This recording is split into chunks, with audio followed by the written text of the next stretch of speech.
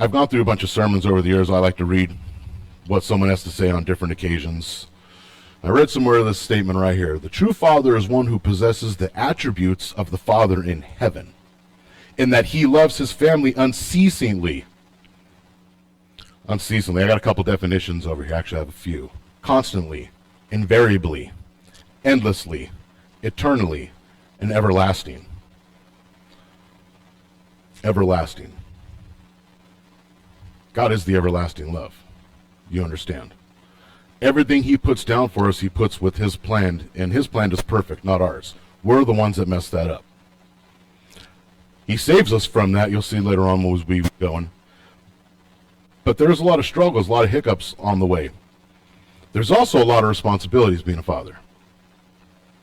And I picked a verse out because I know that a lot of times, especially when I was younger, I loved hearing this verse, especially when Polly was sitting next to me. And you'll understand why in a minute. If you guys want to turn to Ephesians 5:21 through 31. Submit to one another out of reverence for Christ. By the way, this message, what I read at the top of this, is instructions for a Christian household. Submit to one another out of reverence for Christ. Wives, submit to your husbands, or to your own husbands as you do to the Lord. For the husband is the head of the wife, as Christ is the head of the church, his body of which he is the Savior. Now the church submits to Christ, so also the wife should submit to their husbands in everything. It's a big thing for a guy to be like, oh, you got to listen to me. Then God throws this one in here.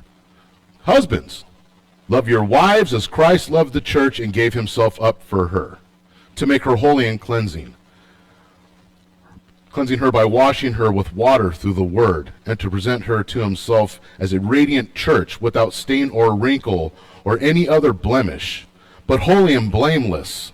In the same way, husbands ought to love their wives as their own bodies. He who loves his wife loves himself. After all, no one ever hated their own body, but they feed and care for their body, just as Christ does the church. For we are all members of his body. What does this have to do with being a dad? For this reason, a man will leave his father and mother and be united to his wife, and the two will become one in flesh. When you have a child and they watch you as a dad, because they watch us very, very, very closely, boys or girls, I have both, right? God relies on us to show them how a father's love is supposed to be. Not just a father's love is supposed to be, how you are supposed to in future treat your wife, your children. How you are to live in a household ruled by a father that is ruled by God, right? Now, we are sinners in this world. Nothing is ever going to be perfect.